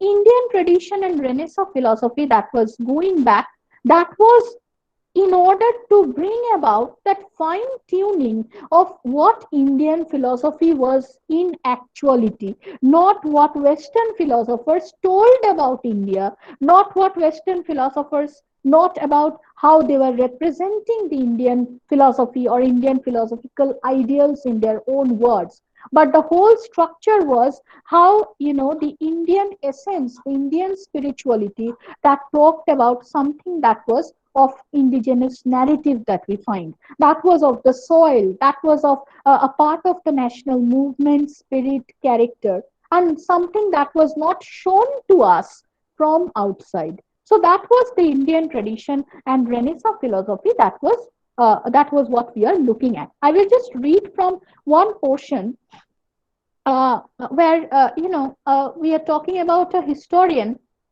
just a view of Muhammad Iqbal that we have. The book is called, by Nalini Bhushan. The book is called The Tragedy of Indian Philosophy. The name of the book. I can just share the link with you after the class. The book is called The Tragedy of Indian Philosophy. There is a reference to Muhammad Iqbal, a philosophical contemporary of, philosopher K.C. Bhattacharya that we are talking about, this Indian tradition and philosophy. And Muhammad Iqbal, as you know, he was later to become a poet laureate of India and later Pakistan. He voices similar sentiments. In one of these writings, which was addressed to the students of Aligarh University, he warned them of the dangers of Anglophone education. So, when we are talking about this tradition of Indian spirit, Indian narration, and Indian philosophy, Muhammad Iqbal, what he says to his students for Anglophone education and the dangers of Anglophone education, he says, they do not see this is a poetic line, they do not see the truths which are veiled, whose eyes are laden by slavery and blind imitation. How are they to revive Iran and Arabia, though these who are themselves enchained by Western civilization? So these four are the lines. They do not see the truths which are veiled. So imparting education which is completely unveiled, imparting the clarity of education through Renaissance. That is what we are aiming at in case of Indian paradigm. They do not see the truths which are veiled, whose eyes are laden by slavery and blind imitation. Even if you are not reading Muhammad Iqbal, if you read parallelly, just keep two texts together. If you are reading Henry Louis Vivian Derozio, To India, My Native Land, if you are reading that groveling sand and dust and slavery, and when the eagle is pained, and it is, it's chained with the shackles of British domination. It is the same thing that Iqbal says at times, the blind imitation that is to be discarded. They do not see the truths which are veiled, whose eyes are laden by slavery and blind imitation. How are they to revive Iran and Arabia, these who are themselves enchained by Western civilization. So even if there is a paradigm where we are studying European history, the points of Renaissance that we imbibe from outside, there is a constant tendency on the part of these reformers to give rise to something which is truly of the Indian origin. The circumference that is built constantly, that is of Indian origin. That is what we are talking about in Indian tradition and Renaissance philosophy, which belongs to us. So us versus them, self versus other. If you talk that, ma'am, yes, this is about the binaries, yes, it is, because without the binaries, there is no such, amalgamation of all those ideals that we call truly Indian in its spirit. Okay, so we can go to the next slide. Okay, this is just again two pictures that I have posted, the man who abolished sati and different points that you have about Raja Ram Mohan Roy. And also if you see that it is a journal that belonged to the Brahmo Samaj and the ideals of, what the Brahmo Samaj talked about. So we can go on to the next one.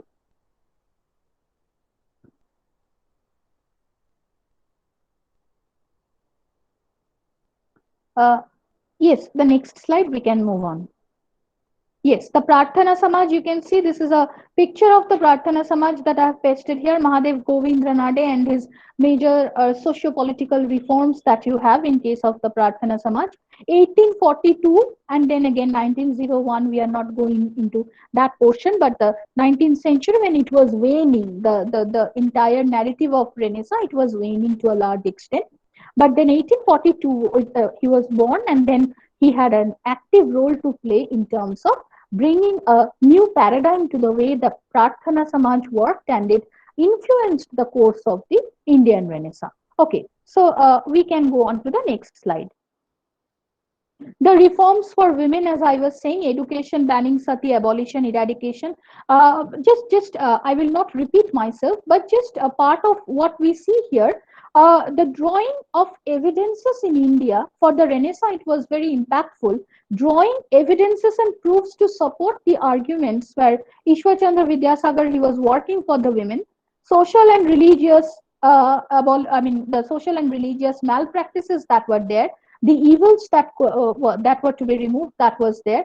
Historical and scriptural success was also there, not just history, but from the pages of scripture and the ideas that they were implemented as part of the society, and they harassed the women to a certain extent, or they created those vulnerable forms where women will be trapped. So these were also taken up as a part of the channelization of the Renaissance, also to gain greater appeal among them. Second, by translating religious texts into various languages to highlight all those erroneous, by erroneous we are including all those wrong ideals that have been perpetrated generation after generation as a part of the woman's narrative, what we have been reading. So if you say that the positive points were also there, they were actually highlighting all those erroneous segments that were present as a part of the scriptural narratives, and they also championed the cause of doing away with those erroneous narratives, to highlight those erroneous ideas or faulty ideas that people held, and to introduce them to the true spirit of their religion. Of course, that keeping in mind all those reforms that were to be targeted at women in India: education, banning of sati, abolition of child marriage, eradication of a certain practice called polygamy, as you can see, eradication of the parda system, and also widow remarriage that we all see. And we get multiple, instances, not just as a kind of socio-political change that we find here, but we get multiple instances of this in the concept of the new woman, the new Renaissance woman who was writing. So as a part of novel that you see, as a part of later ideas, if you find the heroines or the female characters in Tagore, say for example, or writers who are writing Dinabandhu Mitra, since I mentioned that, if you read Neel Darpan, all the peasant women, or the women who are working under the feudal lord, or they are suffering under the feudal lord, the kind of dialogue that he uses, the kind of dialogue that is voiced forth by these women, they also talk that some change is at hand. They include that some change is at hand, and they talk about these finer aspects of channelizing the human motivation into the Renaissance spirit. It is not about those binaries on gender, or it is not about those binaries that are talking about only a male or a female channelization to Renaissance, but it talks about the larger domains of a nationalistic doctrine. So, reforms for women ultimately that merged on a large scale to the final views of the larger Renaissance in India. That was there. We can go to the next one. Sati Abolition Act and Widow Remarriage Act, I will not go into the details of this, but of course, the public awareness programs that were necessary, as you can see from the slide itself, the public awareness and the mass awareness for any agenda that we are talking about, for any Renaissance, if we are talking about the Reformation, Renaissance, and the movements that were associated with them, the abolition of Sati, Widow Remarriage Act, all these acts that were passed, all these acts that were channelized, there was a mass mobilization or mass campaigns that were necessary for this. Highly effective sati and the abolition of sati, alertness of local administration about the same, enforcement and implementation of law. So that was also associated with the changes that were brought forward by Renaissance. Public opinion against the evils of the practice. So that is exactly where we are talking about this term, that Indian Renaissance was not about all those shackles which were extraordinarily outward, but we are also talking about all those shackles that were to be removed. Those were extraordinarily inward. So, inbound and outbound process, if you see like this, the Indian Renaissance had a major impact and it had all these active features in terms of going within and then also looking without. So, that cerebral, rational, intellectual spirit, the awakening of that was necessary in this case. Okay, so that is one point. I will add to this one more point, that is about, the along with this Brahmo Samaj and Prarthana Samaj, there was also this Satya Sodhak Samaj, against this Brahminical supremacy, which you can also relate to the condition of the women and the changes that were to be brought forward in case of condition of women. Christian missionaries, reformation and counter reformation, that was of course a part that we will come to, the advent of education and also the proliferation and flourishing movement of education to large spaces. But Satya Sodhak Samaj, it also had a major role to play in terms of uplifting the condition of women. Next one.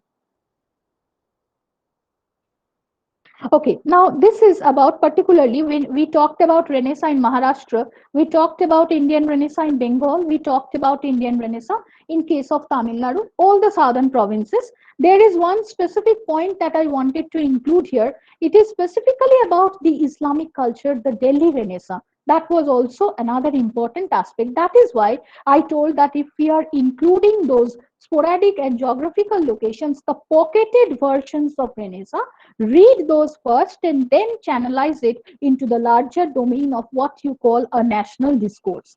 The Delhi Renaissance, why it was important? Because there was a revival of this Islamic culture at Delhi as it came into contact with the Western learning, specifically from this period of 1835 to 1857. So around, you can see that it's a few number of years that you find, 1835 to 1857 specific portion. This revival, specifically in Delhi Renaissance, northwestern part was running similar to that of Bengal. And also the innate beauty and flexibility of the Urdu language as it retained kinship with Persian literature. It was also open to new influences and Western absorption that was there. It afforded a remarkable linguistic blend in the northwestern part of India. So if you see the Delhi Renaissance, and if we are speaking about these introduction of Western influences and how it was gradually absorbed as part of this, Urdu literature, which were the improvements that were brought around in terms of creating a natural literary Indianized discourse of the same. So Indianized literary value, how we were having, how we can see that the Delhi Renaissance, it was a paradigm that was giving birth, that was giving a new dimension to the Western learning and Western thoughts, but also to Urdu as such a flexible and sweet language that we see. So the Delhi Renaissance was culturally very impactful. Literary richness, if you see, and the cultural richness that you see. On the other part, if you compare South Indian Renaissance that you find, it was more about that social impact that became more, vociferous, more loud. I mean, louder, if I can say. So that in Bengal it was a blend of both. But Delhi Renaissance, it was all about this cultural and literary paradigm that we find. Next one. Sir Syed Ahmed Khan, you also have read that in history book.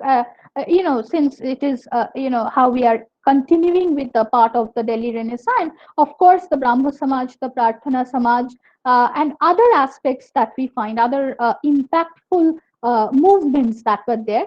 So, Sir Syed Ahmed Khan playing a major role in case of Renaissance, Indian Renaissance. You cannot really disregard the fact. So much before, if you can see from here, much before he founded the Mohammedan Anglo-Oriental College in 1877, which actually became, much later, it became AMU. In 1920, he had witnessed the downfall of the Mughal Empire.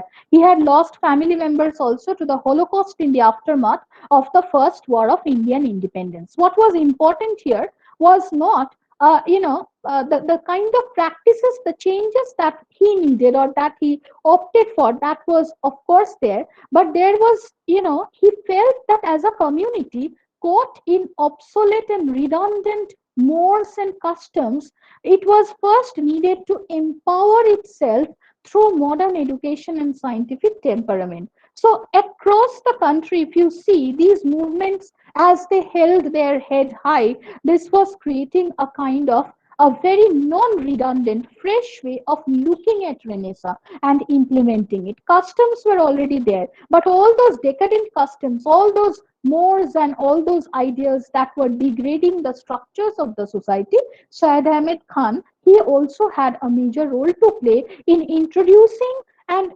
creating a kind of expansion in terms of higher ideals and order, in introducing the order of the state, in introducing how this Renaissance could be taken in, how it could seep in gradually.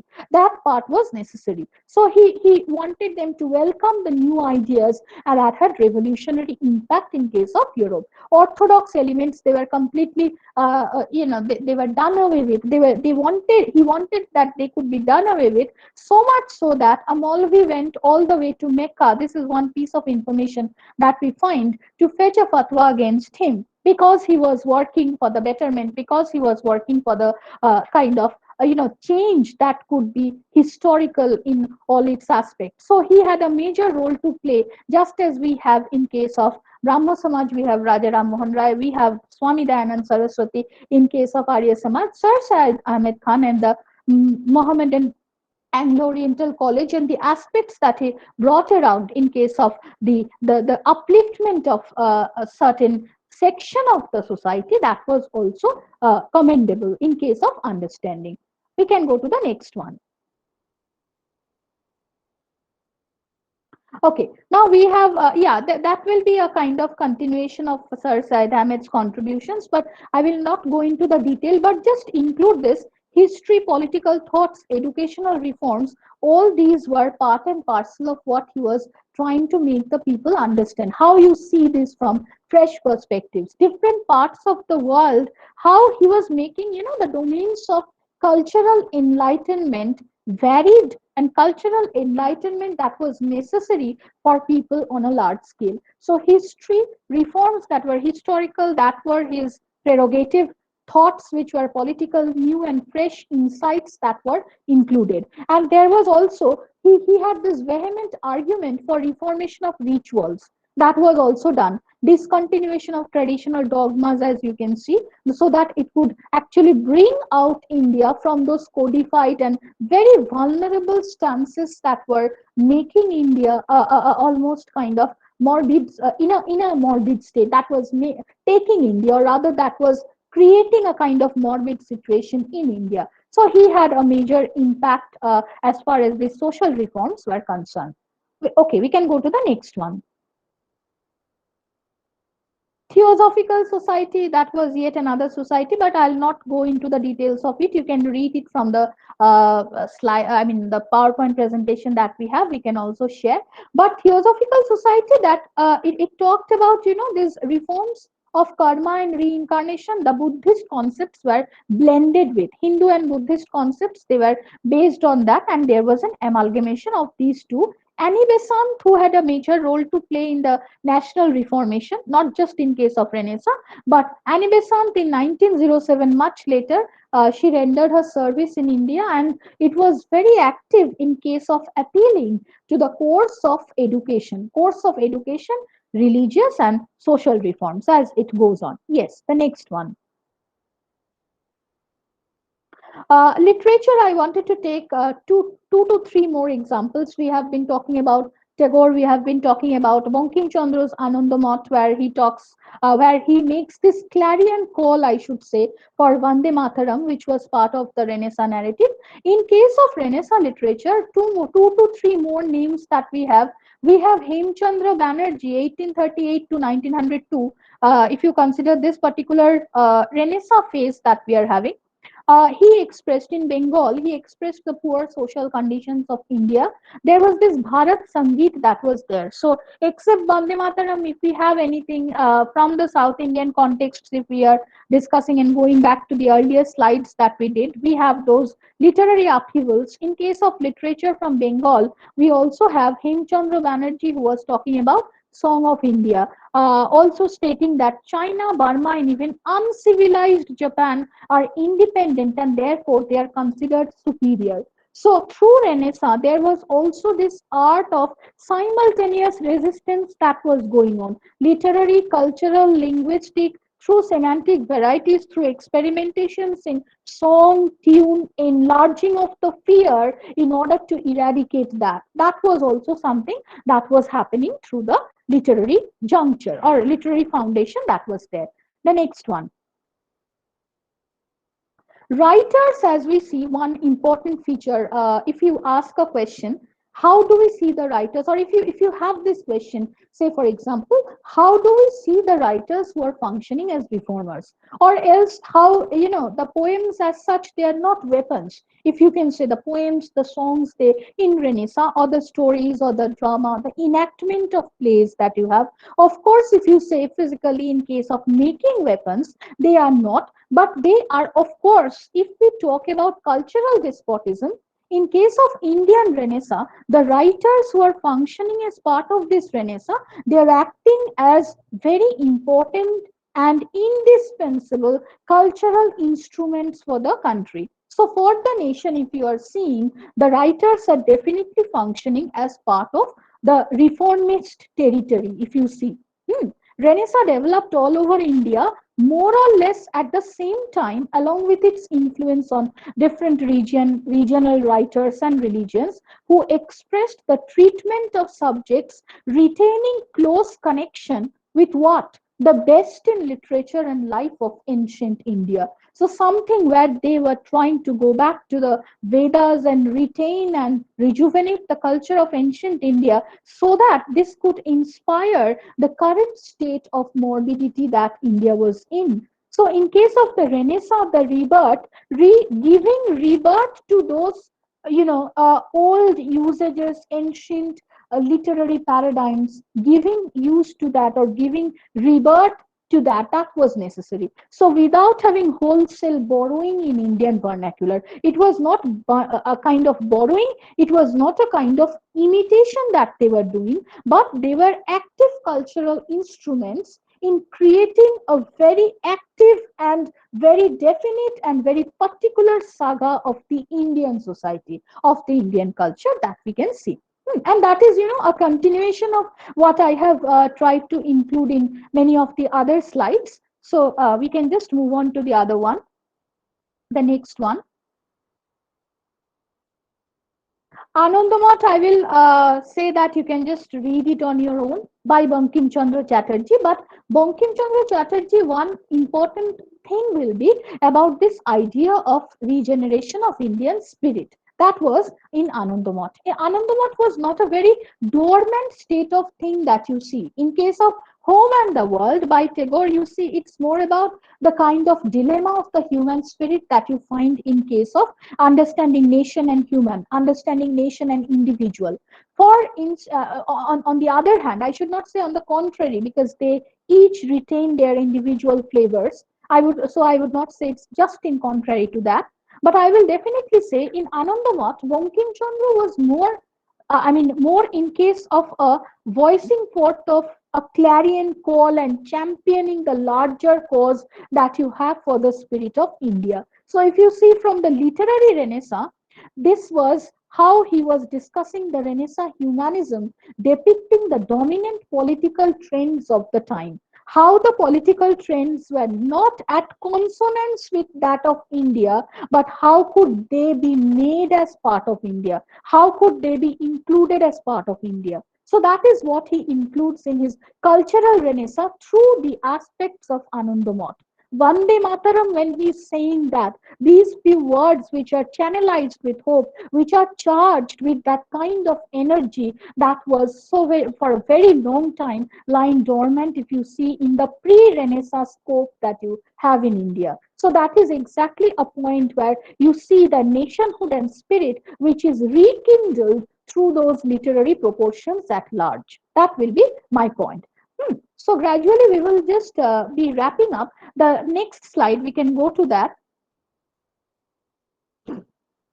Writing in regional language, just few names are there. Regional language, in some cases they were translated into English, in some cases they were not translated into English, but they retained their vernacular flavors. Renaissance spirit, which was clearly visible, Chandrakumar Agarwal, in different regions. Why these names are important, if you see from the slide, these are not just about names, but these are talking about how they wrote in Gujarati or in Assamese, or the Maithili poet Saran Gupt that you have, Jai Sankar Prasad that you have, Nirala in Hindi, you have few names, Chandu Menon, Kannada poets you have. So in all its aspect, they talk about this regional variation. In other words, if you say it's a kind of aggrandizement or expansion of the Indian Renaissance through literature, through culture, through politics, through social reforms everywhere. So seeping deeper down, you are just not taking it with a straw, like we have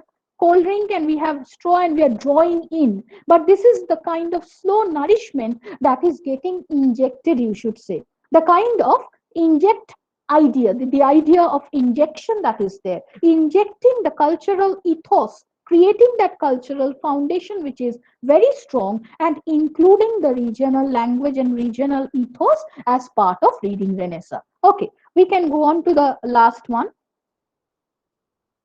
Last 2 to 3 slides I'll just discuss. Sir, can we just go on to those portions around slide number 34, 35, that part?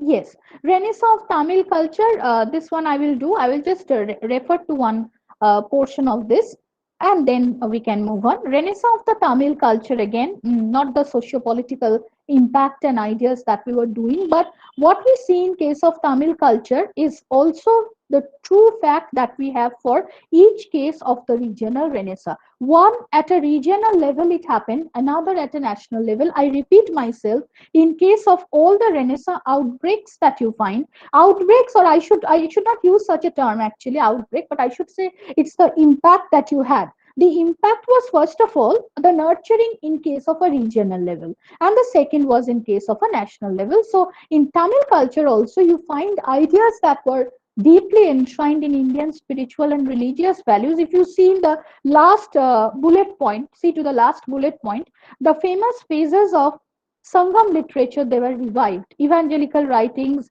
idylls were there, and European scholars made the Tamil prose more popular. So, by the introduction of English education and regionalized variation that were translated into English, we find that this Tamil culture also it flourished a lot in the regional level, and the Renaissance was also brought forward on a much larger scale, at a more decent level, at a faster pace, that you see that it assimilated into the larger mainstream of national level Renaissance. So in Maharashtra, in Tamil Nadu, in Bengal, you have, in Delhi Renaissance, you have all those specific pockets that we sign in. You will see that they had a major impact in how you see the Indian Renaissance. Unity in diversity. This is a term which we keep on repeating, whether we write our school essays or we talk about our, college extempores, and everywhere. Unity in diversity is a very nice caption that we keep on repeating. So that diversity is, of course, a kind of thing that you find in Renaissance.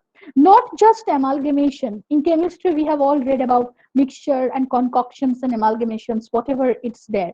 But in case of Indian Renaissance, the best part is that in spite of all those pocketed variations, cultural, socio-political things, geological aspects that you have, in spite of all those differences, even gender differences to a large extent, those who are participating in the movement and those who are, more number of females, more number of males. If you go for the gendered variations also, you will see that these pockets remain the same, but they retain each and every individual flavor, and yet they mix into the mainstream culture, retaining its individual aura, retaining its individual validity. I will just go to one portion where we have the critical notion of why somehow the Indian Renaissance failed at times, or how critics point out to that.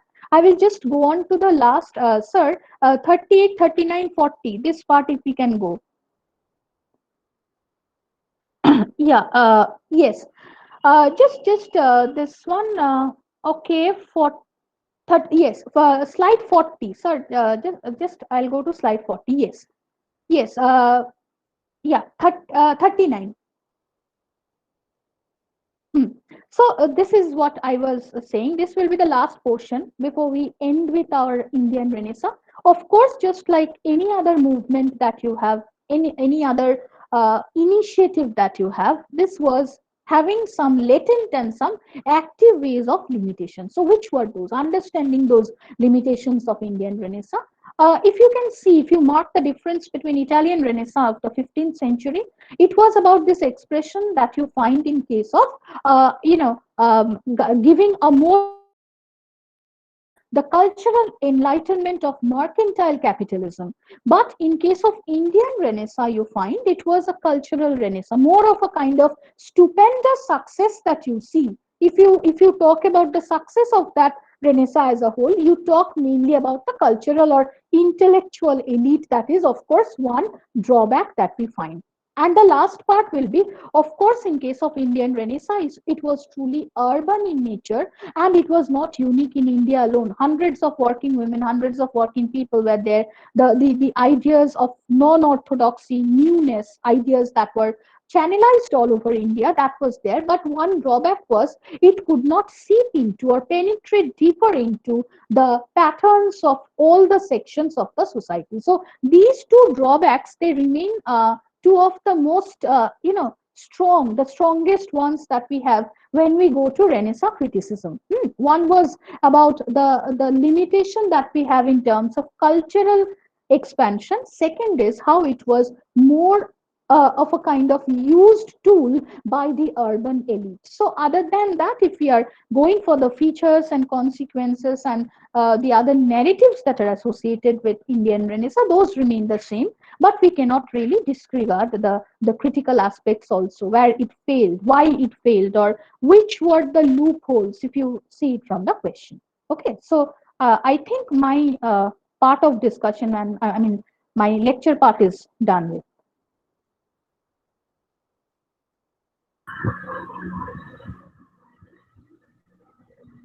Saket.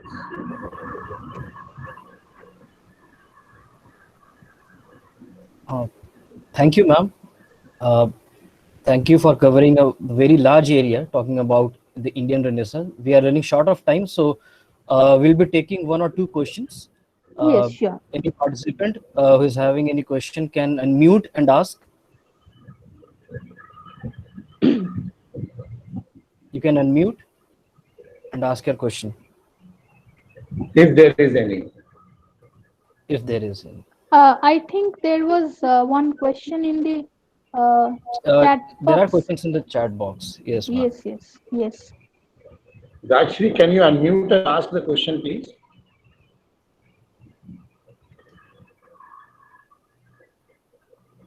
Ma'am, why do we essentially discuss the Hmm. post-colonial Indian mass reformations when we Hmm. try to explore Indian Renaissance, Hmm. even though we find multiple reawakening episodes, Hmm. throughout pre-colonized Indian history?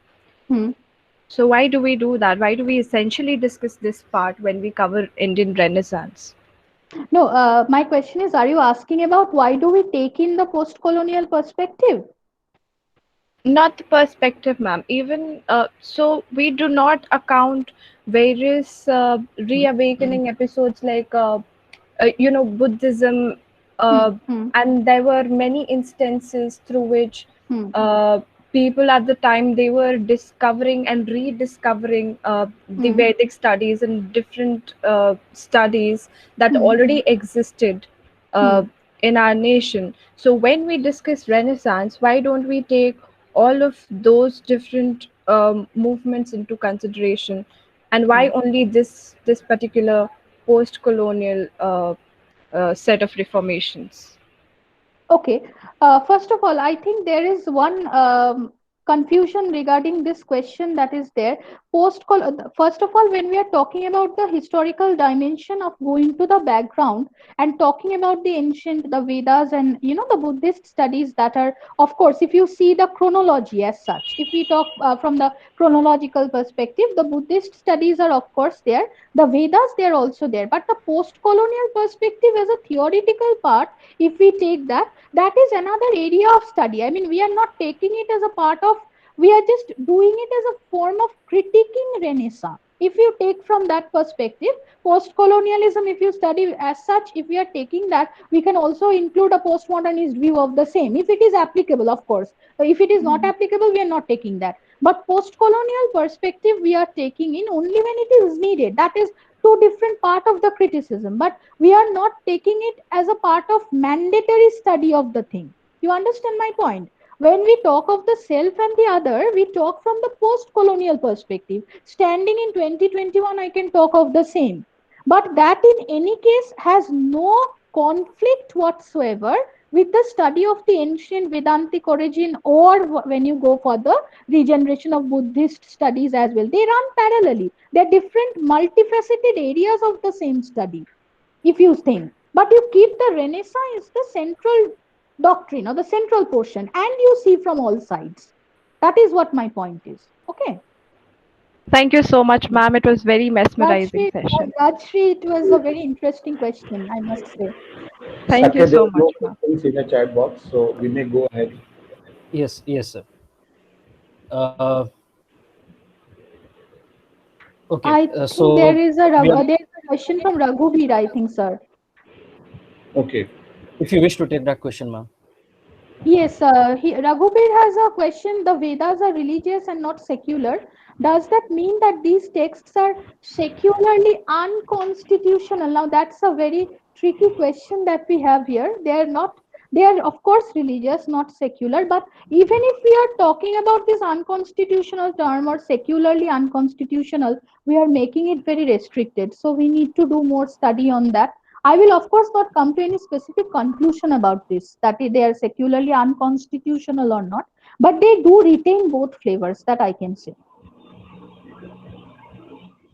Okay, thank you, ma'am. We are moving towards the end of the session today, the last session today. I invite Dr. Neha Tiwari, ma'am, to propose the vote of thanks. Neha, ma'am.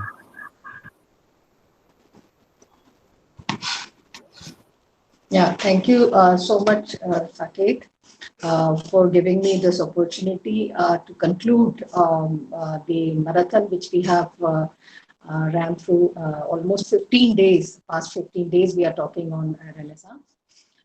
First of all, I would like to thank today's resource person, Sreetanwi Chakraborty ma'am, and Thank you, for ma'am. yeah. Thank you so much for taking up such a large subject, because India has, um, we all know, multiple language, and